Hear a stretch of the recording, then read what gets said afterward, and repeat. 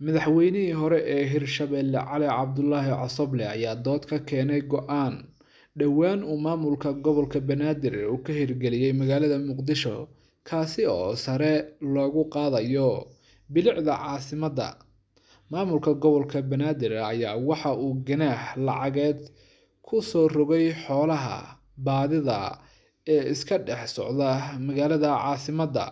kuwaasi oo marka la qabto la geeyo goobo loogu talagalay kadibna hadday 24 saac gudahood kusoo doonan waayaan dadkii lahaa xoolahaas la gowracayo isla markaana loo qaybinayo dadka danyarta ah. Markii u horeysay ee go'aankan uu si rasmi ah u dhaqan galo waxay ahayd 7 bishan iyada oo xilligaasi maamulka gobolka uu magaalada Muqdisho ku biirayay ku dhawaad 50 neef oo ka mid ah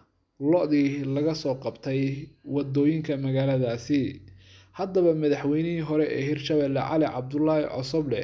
oo arrintan si weyn uga soo horjeestay ayaa waxa uu ku tilmaamay nasiib darro, isagoo sheegay in lo'da iyo xoolaha kale la dhaqdo ay yihiin muwaadiniin waxtarkooda la soo koobi karin sida uu hadalka u dhigay.